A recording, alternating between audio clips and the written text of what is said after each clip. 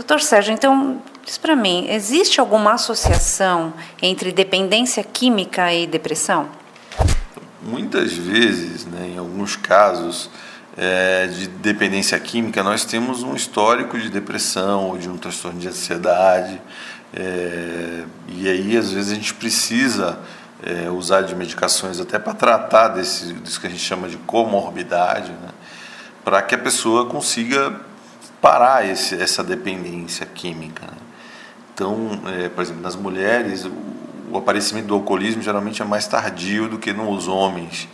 E isso muitas vezes está associado a quadros depressivos, em que a mulher busca no álcool uma espécie de automedicação, aplacar os sintomas de ansiedade ou de depressão, ou de se sentir desvalorizadas, né? Então, aí elas vão lá beber e aí acaba entrando nesse ciclo da dependência química, né? Doutor Sérgio, e sobre tristeza e depressão, existe alguma associação com isso?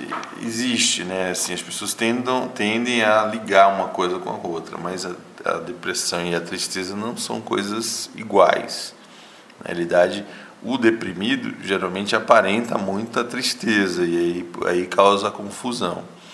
Tristeza é um sentimento que qualquer um pode ter em virtude de algum evento que aconteceu na sua vida, uma separação, uma ruptura abrupta de um relacionamento, a morte de um parente querido, de um amigo querido. Mas isso é autolimitado de alguma forma. Esse sentimento vai acontecer e à medida que a pessoa vai buscando o seu dia a dia, o seu cotidiano, né, porque ele está vivo, né, ele vai conseguindo superar essa tristeza.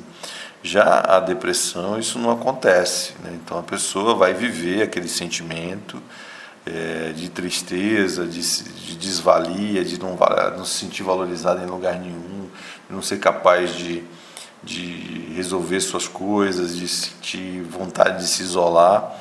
E isso não há possibilidade de ser aplacado a menos que ela busque um tratamento, busque um tipo porque a evolução disso é cada vez piorar. E aí ela vai buscar ajuda quando estiver muito grave ou fazer alguma coisa como essa que a gente conversou no começo, uma tentativa de suicídio. Essa evolução às vezes pode acontecer.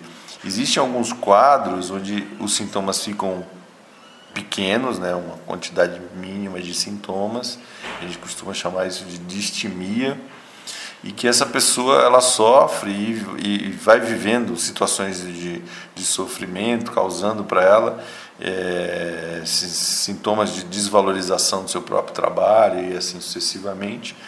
E esse quadro muitas vezes passa desapercebido, que parece que é da personalidade da pessoa, mas se você estuda um pouco a evolução da vida da pessoa, você vai ver que tem um momento em que isso começa a acontecer. Esse quadro acaba passando desapercebido, né? Precisa ser um psiquiatra bem treinado e com tempo para fazer uma boa entrevista para conseguir diagnosticar esse quadro, a distimia. Entendi, doutor. E como a psiquiatria, ela é uma especialidade médica que diagnostica casos de sofrimento emocional, então nem sempre ir a um psiquiatra pode ser um caso considerado muito grave, não é isso? Isso, assim, muitas vezes a gente pega pessoas que estão em momentos de vida complicados, sei lá, está numa situação de trabalho onde a pessoa não consegue muito ver saídas e a escuta psiquiátrica às vezes auxilia ela a tomar um rumo melhor, a dar um direcionamento melhor.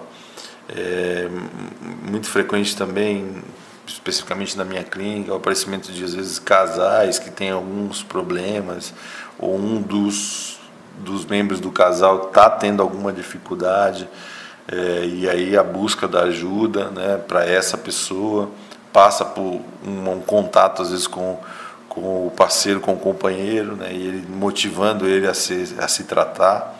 Então, existem muitas situações, eu diria, as mais variadas possíveis, de situações muito graves e que talvez precise de uma internação, e a Spatium existe um pouco para isso, né? A nossa clínica pretende cuidar bem dessa pessoa que existe a necessidade de uma internação, mas também quadros leves, que a gente também pode dar um ouvido, né, e oferecer algumas formas de tratamento em esquema ambulatorial também.